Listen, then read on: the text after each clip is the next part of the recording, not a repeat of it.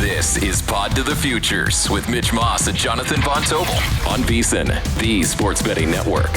All right, episode 3, Pod to the Futures. Jonathan Von Tobel, Mitch Moss. Great episode on tap for you coming up in about 15 minutes. We'll have Jonathan Davis with us to preview what's going on in the NHL season. A week away from getting that thing started. NBA training camps are getting started too. Dude, this is such a great time of year, but we have a lot to get to in a short amount of time to get to it. Mitch, NFL Week 4 in the books.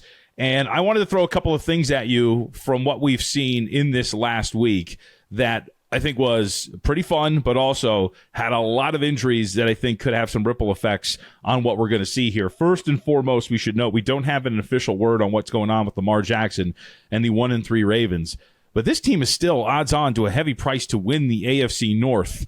Is the market getting this right, or should we still be a little bit more cautious with what's going on with LJ there? I mean, with the cluster injuries, that's the key, right? Not just him, but key guys on defense, some of them out for the entire year.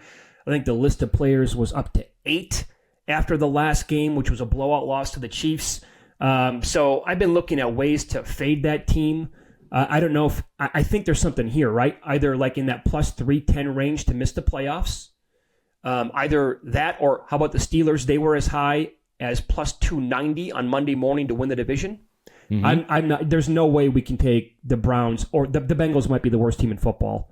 With that offensive line and that defense, those two teams are going nowhere. And this right now, just Joe Burrow, do not come back and play this year because you're going to get killed if you do. No sense in that. So it's basically down to those two teams, right? Yep. But also one that I like on Baltimore is their win total, JVT, is 10.5 right now. And I saw the under as low as minus 105. Can this team with Houston and the Rams on deck before their bye? Those are 2 losable games, especially if Lamar doesn't play against his Houston defense. Hell, even if he does, Henry's not running the football. Are they going to get to 11 wins? Like, I'm in almost like free-for-all panic mode here because I had them, like a lot of people, as the highest power-rated team in the league a month ago.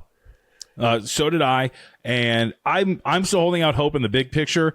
Part of me, you're threading the needle on this. To answer your question, 11 wins does seem like a lot given the injury situation right now in the next 2 games. And so I would say under. But I do want them to take some lumps here in the next couple of weeks because I still think I'm buying low on this team when I get the eye. If you're going to tell me right now Lamar Jackson's going to be healthy, that's the big one. Sure. I still think they have all the talent in the world on offense to get this thing together. That's a brutal start in terms of this schedule when you're talking about Detroit and Buffalo and Kansas City among the opponents that they're facing, the level of defense for Cleveland, and you mentioned the next 2 games. If they can get out of this with 2 wins and a healthy Lamar Jackson, I'd be looking to, from a future standpoint, AFC, Super Bowl, to be buying in on Baltimore. Well, can I give you this? After 4 weeks, guess which team has the highest offensive explosive play rate in the entire league? I'm assuming it's Baltimore. They are number 1, 15.3%, and that means, by the way, 15-plus yards. They are number 2 in explosive plays on the ground, number 2 in explosive plays in the air. Yep. So they're that's crazy. Right. As long as Lamar plays, like this is part of the reason why we love the team is that the offense is going to be so dynamic and just crush teams, but the defense has been, terrible. Yeah, and I feel because that's where you're going to get got, which you mentioned all of the cluster injuries. A lot of them are happening on defense for Baltimore, which sucks. They lose Matabike for the season, so that's going to be brutal for them along that defensive line. Still think, though, man, in today's NFL, you just give yourself like an average defense. You're going to have a shot if your offense is good enough in these games. And as long as you don't fall to like Bengals levels of abhorrent when you're talking about their defensive output, right, I think they're going to be in a pretty good spot. So from a future standpoint, my buy sign is going to be the next 2 weeks. If you tell me Lamar's going to play and they can split these next 2 games, because I think the world of the Rams, I want to bring that up to you too. And we might as well, since we're here, we might as well jump to that point because, dude, we could talk about the Colts down the road. I love this Rams team. And you texted me about Puka Nacua and how good he was. Absolutely ripping Xavier Howard a new one in that game against Indianapolis there, where you had Colts media asking Shane Steichen, like, dude, are you going to do something about him? And he was like, we'll evaluate everything. Don't worry. This Rams team's legit. Their front seven's great.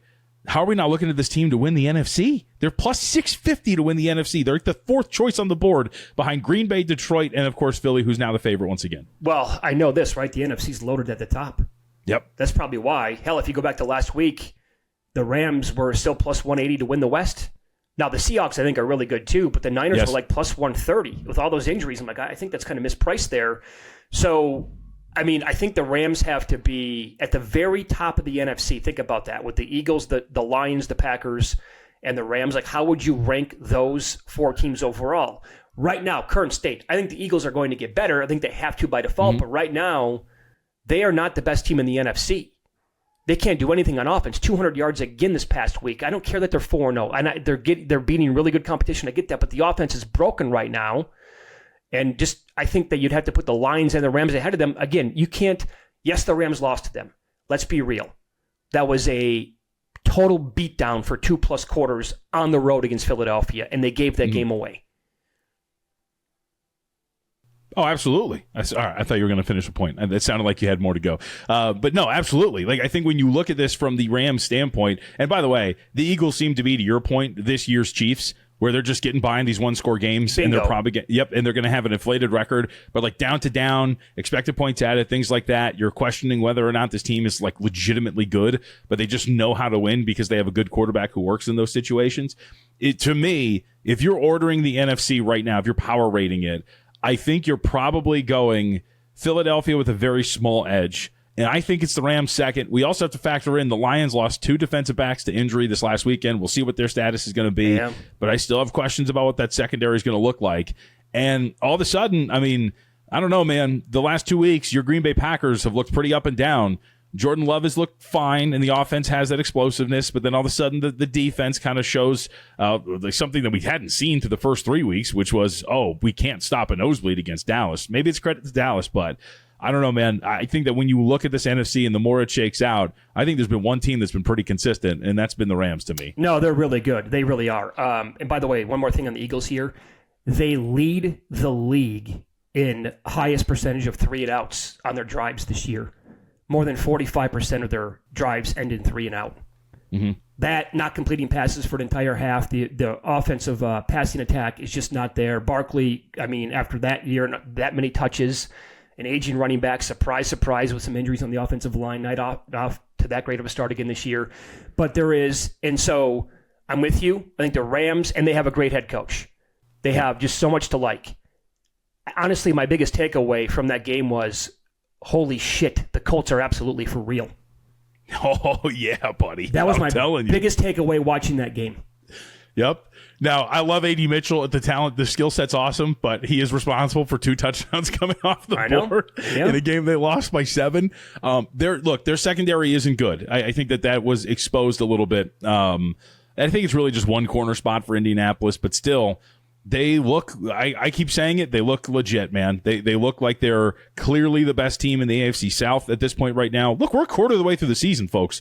So I think we can kind of start to at least look at some of these teams and feel somewhat confident in our analysis of them. And the Colts, the sample size is growing that they're one of the better teams in the AFC South, and God forbid, maybe in the AFC. Who knows what's going to happen besides Buffalo, who is the highest power-rated team now in the AFC and arguably in the NFL. Dude, they look absolutely fantastic. The skill positions are deep. They look great. Maybe they'll get a little bit better defensively, but I'm with you. I think that is a big takeaway. I was talking to Rex Byers. I know I just missed you last night over at a local watering hole, but I was talking to him, and he even said it. He's like, no, I upgraded the Indianapolis after that loss. So I was like, I think you had to. No doubt. So I'm not going to get crazy here and tell you like they're a top 5 team in the league right now. Sure. But after 4 weeks, I'm absolutely comfortable having them in my top 10. Oh, absolutely. Well, I think let's whittle it down even more, I think, for this, because part of the injury news that we got out of the weekend is obviously Joe Alt. We'll see exactly what's going on with him in L.A. But just in the AFC, Mitch, we've done this exercise a couple of times, and I think we can whittle it down even further. Who would you say with confidence is the second best team in the AFC? That's a great question. But you would probably at least think about including Indianapolis in there at this point, right? I mean, yeah. Maybe they're not 2, but that you at least go, well, we should probably consider Indy. I mean, gun to my head, I'd probably go Chiefs. Mm-hmm. And I hate to say it, but that's probably a mistake not including them in the top 2 right now. But after that, right? Colts probably 3 today. I mean, if the Alt injury is massive here, all things considered on that offensive line. If he's not going to be available going forward, then that's going to be pretty big. I mean, you already, as we know, you're already down Slater, then Alt's going to go. The interior of the offensive line was already a little bit of a question anyway. Mm-hmm. And you saw a little bit of it in that loss to the New York Giants over the weekend too. So if that's going to be gone, now all of a sudden you're looking at just kind of this vacuum of power near the top of the AFC. And like you said, I think the Chiefs deserve to be there just because of what we've seen. But yeah, this Colts team has a really high ceiling. And as we are now looking at too, as we've kind of discussed, I mean, the AFC South, I know the Jags are 3-1. It looks like it stinks. It looks like an abysmal division. So we'll see if this Colts team can stack it up. And they get the Raiders coming up. And that's going to be big too, because Raiders just lost Colton Miller. That team looks like an abomination. Geno Smith can't stop throwing interceptions. So this is a team that could probably, Indianapolis, that is, start to stack up wins and be a legitimate squad in the AFC as a whole. Any other big thoughts coming out of this? I did want to hit, before you have to get out of here, Rookie of the Year really quickly, only because we have a favorite at plus 250, but Ashton Genty rose to second after what's going on here in this matchup. Well, 3 touchdown performance for the number 6 pick in the draft, I guess. After doing nothing for the first 3 games. Right, but again, consider this. The first 3 games of the year, they took on really good rush defenses. Then they played the Bears. Like, every game's not going to look like that for Ashton Genty. It's just not going to. That may have been his best game as a rookie. I'm still not panicking about that. I'm not going to add him. There's no way, no how at this point. Maybe if this was, as a guy who's holding a Buka 50-1, maybe if this was week 15 and these were the current prices, I'd be adding Genty in that range, whatever, as somewhat of a hedge. But I don't know. I'll give you a couple guys that you want to look at. It's too short right now for me to get involved with, but Hampton looks awesome with the Chargers. That said, keep in mind what we just talked about with the offensive line. So maybe that corrects itself as well, but he is a legit weapon. There's no Najee Harris for the rest of the year, and the Chargers are a really good football team if healthy. Is Genty the guy who scares you the most right now? No, I don't think so, because I think that offensive line's so bad, like, he's going to do nothing. I think he's just mispriced, and so I think this would be an opportunity to, like, Tyler Warren, after getting a rushing touchdown at 70 yards and, again, just looking like a stud, falling down to, like, plus 850. He hasn't had a dip in his play whatsoever. I know Buka's been great, but I'm looking for guys like that. Like, I'm trying to buy on some of those, dude, because I don't think Genty's going to do that again. I want to say that there was a number on Warren today. I'm going to double check right now. I think I saw him at 12-1. Ooh, really? That's I think worth playing. I already have him at plus 450, but that'd be worth adding a little bit more on. He's been fantastic. Okay, so if the screen is right again and numbers change and the podcast comes out a little bit later on in the day, FanDuel's offering 12-1 on Warren the way it appears. Come on now. It's pretty good. Yeah. I would say so. I know, was it the rookie tight end has never won the award or whatever it is, but... Oh, he's a major part of the offense. So we want to make this a weekly deal here, right? Like a benchmark to the podcast, and that is the FOMO bet of the week. Yeah. Would you make it Warren 12-1, or do you have another one that you want to fire on? No, I think that would probably be it. Like, out of everything that has stuck out, that is probably the one that I would definitely look at to make. I was going to try to talk you into... we have a time constraint today. I was going to try to talk you into New Mexico at 14-1 to make the Mountain West title game, but we'll have to save that for another day. Okay. Out of everything on the board, I would think that is the one that I would not want to miss out on. Okay, really? That's strong on it. All right. Yep. The one I think I have for the FOMO bet, we talked about offensive player of the week or of the year last week, and we kicked around CMC. Like, the usage rate is just absolutely off the charts, but he was only 10-1. Another strong week for him, but he's down to plus 650. They have so many injuries, and he might get banged up, so who knows? I'll throw one at you. If you don't have a bet right now to win Offensive Player of the Year in the NFL, what about Amon-Ra St. Brown? Sitting there at 15-1, 6 touchdowns already in this offense. I'm fully convinced already. I was this way after the Baltimore game. Ben Johnson, I'm okay. This new dude, Morton, taking over as the OC, all their weapons on offense. They're going to be totally fine. And here's the problem with me, why this is a perfect FOMO bet. I've not made it yet, but I might. I've had him at big numbers the last 2 years because I'm the president of his fan club. Yeah. So do I have to add him now? Because we are on Puka, but Puka's probably going to win this award if he somehow keeps up with this crazy pace, which won't happen. But if anybody can come and steal it right now from a guy like him, is Amon-Ra St. Brown the guy to bet on? I mean, I think it makes sense, especially, I think we mentioned this last week, when you have guys like Justin Jefferson and Jamar Chase dealing with the situations that they are dealing with at quarterback, it's a market that you want to jump on some of these days somewhere. And the way they use Amon-Ra St. Brown as well, if they use him in different ways, it's not just purely as a pass catcher on a team that's looking like it's going to compete for its division, maybe a top seed in the NFC. I would say, especially given your history, like, you know what it would be? I never got in. So the year that we had the Jaren Jackson Jr. Defensive Player of the Year at like 300-1, remember that? And then the next year I was so bitter. I'm like, I'm not betting him again. And then he won Defensive Player of the Year. Of course. So it's one of my big regrets, even though it wasn't anywhere near the payout. Like, you have to do it. I don't disagree. Yep. All right. Let's take a break. Jonathan Davis, he's going to join us next. NHL season is right around the corner. He's got some season-long futures for us. We'll talk about some general stuff about the regular season, how the Olympics affect it, and more here on Pod of the Futures.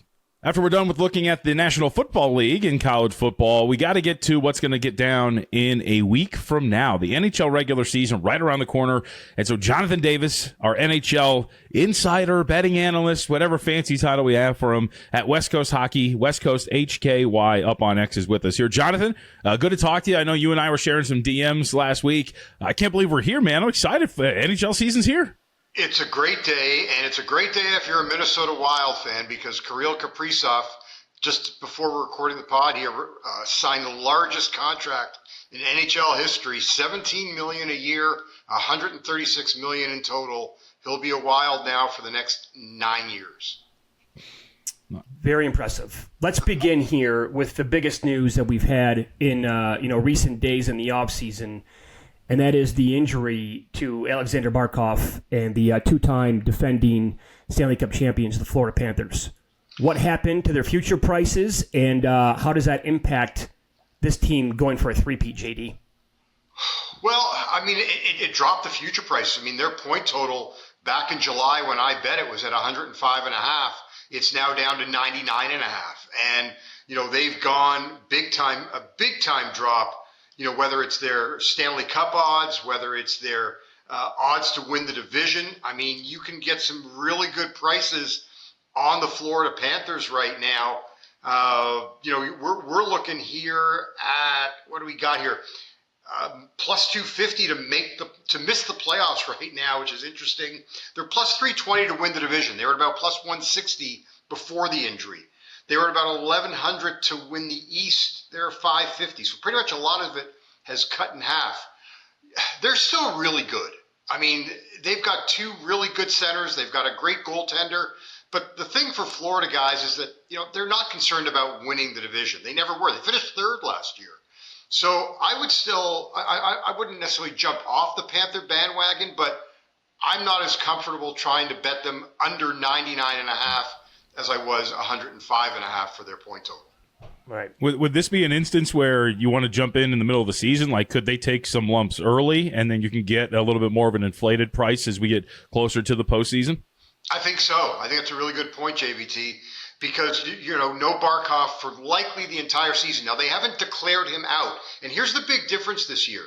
When you declare a player out for the regular season, he is out for the playoffs as well. So you get full salary cap relief. No more like trying to hide a guy on LTIR. If they don't declare him out, they can only get $3.5 million worth of salary relief in trying to acquire a new player. Also, no Matthew Tkachuk until likely December, as he's dealing with a torn abductor, which sounds very painful to me. I don't know how he played through that during the Cup final, but he wants to be ready for the Olympics. So no Barkov for pretty much the entire regular season. No Tkachuk for the first 3 months. Yeah, I think you can get a much better price on the Panthers if you wait. Well, and to piggyback that thought from JVT, is this the type of organization in the front office? Because we saw it last year, making moves. If they're lingering around, right, and they might be getting him back, could they pull off like another major move by the deadline and say, you know what, we're going to go for it. Screw it. Do they have the wherewithal to do that with the cap and everything to try to go for 3 in a row? If they declare Barkov out for the year, they can, because they'll get his full salary cap benefit if they declare him. That means he can't play in the playoffs either. And hey, look, you've got 2 cups with this guy. My thinking would be is that you got a torn ACL and MCL. Give the guy the year off, have him ready for next season, and I'd make the move for, a big upgrade. Otherwise, and they may not be able to get that $10 million player. They may find a guy that plays a little lower in the lineup, and they've got a guy in Anton Lundell that they call Baby Barkov. He's been their third-line center. He may end up being their first-line center. All right, I got to ask the question. I know you have a couple of futures that we want to get to here. Jonathan Davis with us again, NHL analyst here at VSiN and at West Coast HKY up on X. But I do have to ask. I peruse over to the futures tab over at DraftKings and other spots, and I see the Carolina Hurricanes as the favorite to win the Stanley Cup final. As I like to make fun of Stormy, I think she believes they're a bunch of soft Euro players who can't really handle the rigors of postseason hockey. Are we really doing this again? We're really doing this again with this team, huh, Jonathan? I'm not, but, my namesake Jeff Davis over at Circa, he loves them. I don't get it. They just don't have a goalie. That's the big thing. And we'll see what happens. They may get Carter Hart, who was one of those 5 Canadian players who was going through a legal issue over the last year and a half. He has an opportunity to make his return to the NHL in November. Carolina is one of the destinations that people have talked about. Right now, look, I love them to win the Eastern. Love them to win the weak Metro Division. I think that's realistic. But I could never get behind Carolina under their current situation to win the Stanley Cup. All right, let's talk some season-long props here. Connor McDavid has played in the league for a decade. His goal prop this year is 35.5. I would have lost a bar bet if somebody would have asked me how many times has he gone over 35.5 goals. I would have said clearly more than half the time. He's only done that in 4 out of his 10 seasons. Does he do it for a 5th time this year, Jonathan? I think so. And hearing some of the interviews with Connor and his running mate Leon Draisaitl, you get the sense that Connor may be a little more selfish this year and take a few more shots. He's never gone, guys, 3 consecutive seasons not scoring at least 40 goals. So, look, the last 2 seasons, he's had 26 and 32, still been in that 100-point plateau. But, look, he only played 67 games last year.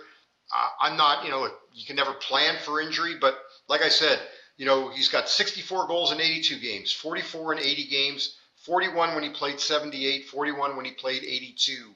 The only time he didn't score, at least 40 goals in an 82-game season was the second year of his career. I love Connor McDavid over 35.5. All right, let's talk about another big name here, Alex Ovechkin. He's 3 goals away from 900. We can hit on that because I know you're going to have something up at the website, but specifically for his season points, what are we going to do with Ovi here this year? I'm going over. It's at 60.5. He's only twice in his career has he put up fewer than 65 points, and those were one was the COVID year and one was a labor dispute year. So for me, look, I think Ovi goes out with a bang. Expected to be his final year. He hasn't officially declared it, but I see no reason why he does not go over 60.5 points this year. So then DraftKings is also offering which game he will score his 900th career goal in. Have you broken this down? Is there like an angle to maybe make a bet here? Yeah, there's so my article just went up today on the VSiN website about when does Ovechkin break it? When you look at his career, in the last 10 years, 5 times he's done it in 3 games or less. He has scored 3 goals. He's at 897, so he needs 3 to hit 900. So he's done that 5 times in 3 games or less. Now, 3 of the last 5 years, though, it's taken 7 games or more. I've broken it down. I've taken a look at what goalies he's likely to face. He starts off with Boston against Jeremy Swayman. I like him in game number 4. That would be my first choice. They get Tampa on the back end of a back-to-back. He's likely to face Jonas Johansson, who he has never faced in his career. If he was to face Vasilevsky, he's got 12 goals in 22 games against Vasilevsky. So, game 4 is where I will start targeting Ovechkin to score goal number 900. Jonathan, just in general, will we see a similar mindset from Washington at the beginning of the year that we saw from them at the end of last year, where they were just giving him the puck and letting him go at it to try to get that record? Will they just feed him pucks in the early going? And what I mean by that is, will we be shot on goal for Alex Ovechkin early in the season for those game-to-game props? Would that be worth it? Do you think they'll start doing that for him early? I think it's a great point, JVT. Kind of like the way I approached last year when he was going to break Gretzky's record. Play him to score first goal, love the shots on goal prop, and the last goal of the game as well. Because, if there's an empty net on the other side, he's going to be out there. So I think that's the way to approach it early on for sure. And, the other thing with Ovechkin and the 60.5 points, guys play in the power play. He's there for, he's on. If that power play could be 5 minutes a night, in one sitting, he'd be out there all 5. So yeah, I would be on Ovechkin definitely early and often. All right, very good. I want to throw this at you as well with another future. Everybody, will probably laugh at this because it's like, can't do it again. We've seen this movie 1,000 times. The franchise is cursed. They finally broke up the Big Four in Toronto. Marner's out here in Las Vegas. Now, what do you think with this team at 20-1 to win the Cup, in the 10-1 range, I think at some books, just to win the East? Could this be the year? Remember, the Maple Leafs gave Florida their most difficult series last year in the playoffs. They had him. They had him in that series, and they let him back in and come back and win it. Is this the year the curse is finally snapped in Toronto?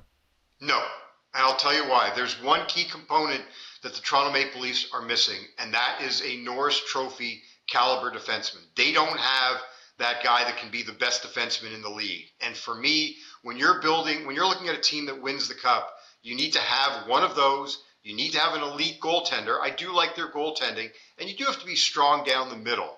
I just don't think that Toronto doesn't have that number one defenseman that can take over a game like a Cale Makar in Colorado, a Quinn Hughes in Vancouver. I know they're not easy to find, but to me, that's the one thing that holds this Maple Leaf team back. I'm taking a wait-and-see approach with Toronto to see how they adjust to life without Marner. Some say that they're a deeper team. I just still can't get behind them. All right, well, then might as well ask, because Mitch and I are sitting out here in Sin City. What about Mitch Marner's new home? What do we make of this team? It's a pretty high point total for them on the year, Jonathan. I think it's floating around 101.5, if I remember correctly, for VGK. Yeah, it's a high point total. I do like Mitch Marner to go over his point total. That was one of the plays I did like, and I did put out in my previews that are on the website as well. I mean, Marner's point prop is 92.5. He's gone over this number in 3 of the last 4 seasons. The only time he didn't eclipse 90 or get 93 points was when he was limited to 67 games. He's going to play, I'm not sure if he ends up with Eichel, on a 5-on-5, but he will be with Eichel on the power play. They've already talked about when it gets to overtime, it's Eichel, Marner, and Theodore will be their top trio. I love Marner over 92.5. Okay. By the way, Mitch, before you go, just a quick correction for our audience. VGK's point total is 104.5. 104.5. Yeah. All right. Nashville, as recently as I think last year, had a lot of hype entering the season. Did not go well. So does it completely flip this year? Do they actually make a run, or does this team just fade entirely and miss the playoffs? Well, I drank that Kool-Aid big time last year. I had futures on Nashville to win the West and to win the Stanley Cup, and yeah, that was pretty much over in October. Look, I like it. I love Nashville to miss the playoffs. I got it back in July at minus 250. It's up to minus 290. I liken this play, guys, to people who took the Buffalo Bills to win the AFC East. Like, Nashville is not better than 8 other teams in the West. Like, sure. I just don't see them replacing one of the 8 teams that made it last year. I think if any team gets in the West that didn't get in last year, it's Utah. Nashville's got a big road to climb. I don't like the roster. They lost. They're going to be without Nick Hague, who they acquired from the Golden Knights in the summer. He'll be out for the first month of the season. For me, Nashville to miss the playoffs. And if minus 290 is too pricey, I get it. Find something else to parlay it with. There's no way they're making the playoffs. Strong. Okay. No, I like it. Jonathan Davis with us again at West Coast HKY. VSiN NHL Analyst has tons of bets and articles up every single day throughout the NHL season, which begins next week. Jonathan, I know you have a point total prop for a team, but I wanted to ask in general, maybe this is kind of in this vein, but I would venture a guess that it's not. Last year, we saw Ottawa increase their point total by 20 points, essentially, from year to year. Is there a team that has the makings of that this year? A surprising jump, potentially, from bottom of the standings to, playoffs and maybe fringe contention? Yeah, Ottawa had a big jump. The Anaheim Ducks had the second biggest jump behind Columbus, who had a 23. I think the Ducks were around 21. The Ducks need, I think, 16 more points. They were at 80 last year. 96 was the threshold to get you in. I think that Anaheim's got a shot to have a 16-point jump and get themselves in the playoffs this year. They would be the one team that I think in the Pacific Division could knock out the LA Kings. Okay, wow. Well, that's the team that you're closest to. You live in LA, and you see and watch and go to a lot of Kings action, right? Yeah. Which player do you want to attack this year with the prop? Adrian Kempe over 70.5 points. He's hit this number in each of the last 2 seasons. He's in a contract year. He's an unrestricted free agent. He's looking to hit a number around $10.5 million. He's well underpaid at about 5.5 from his previous contract. But yeah, Adrian Kempe over 70.5 to me is a lock. Just a dynamic player. That's where I would go with the LA Kings. Very good. And for people, one last thing I wanted to ask JVT here is for people on the pod right now, and they want, with the season starting obviously coming up, and they want to make a bet on a conference ticket or to win the whole thing, right? What would be your strongest recommendation right now? Well, strictly from value, yep, I'll take the New York Rangers to win either the East or to win the Cup. I think that the addition of Mike Sullivan taking over from Peter Laviolette will inject a lot of life into this team. They have, to me, the components that you need. I think strictly from a value standpoint, I love the Rangers. Either one of those bets. And then if you need to hedge, go and hedge. But I think you can get them at like 17-1 to win the East. Yep. And they're in the 20s, 25 range, I think, at least. Around 30. 30, yep. Okay. Mm-hmm. So I do like the Rangers. I think they're one of the teams that will get themselves back in the playoffs. And I think New Jersey is the team that they replace in the Metro Division. All right, before we get you out of here, I had 2 questions for you. The first of which is just the general thought. We are going to have the Olympics this year, and that's going to be in the midst of the NHL season. How do you think that affects how these games are played, either before or after the break? Well, I think maybe it affects the individual players more who are on the bubble and trying to make it. You've got a guy like Mark Scheifele in Winnipeg and Nick Suzuki in Montreal. Those are 2 players that kind of stand out to me that are really want to find their way on. Suzuki was a guy that got invited to an orientation camp in the summer, and he was getting in the ear of head coach John Cooper. So this is where I think you can maybe target players more so to maybe have some bigger numbers who are trying to make it. One thing I want to go back to Nashville on, guys. The one thing that may help the Predators, not enough to get them in the playoffs, but as I was going through the season schedule, they seem to be getting a lot of teams playing at home. The Predators hosting teams who are on a back-to-back and 3 games in 4 nights, and that's something that I'll definitely be posting about in the article, throughout the year. But it just was something that stood out to me as I was just going through the day-by-day schedule and preparing all my notes. Yep. All right, last one for you. President's Trophy. Jets win it last year. They're 25-1 to do it again this year. The Hurricanes are the favorite. Are they a regular season team in that they'll maybe have a shot at winning the President's Trophy, but you don't want them as part of the postseason, or is there a team you would look at to win that? I do like Carolina because I think they're in the weakest division in the NHL, so I would be more inclined to play them for the President's Trophy. One of the things that I did target, guys, and I think, Mitch, I may have sent you something about this earlier in the summer, was DraftKings allows you to pick when a team will get eliminated from the playoffs. And I jumped on both Carolina to get knocked out in the second round and in the conference final. I think it's 7 straight years, they haven't made it past round number 3 of the playoffs.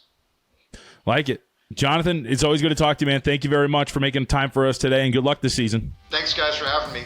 We'll be talking. At West Coast HKY, and again, check out the articles up at VSiN.com.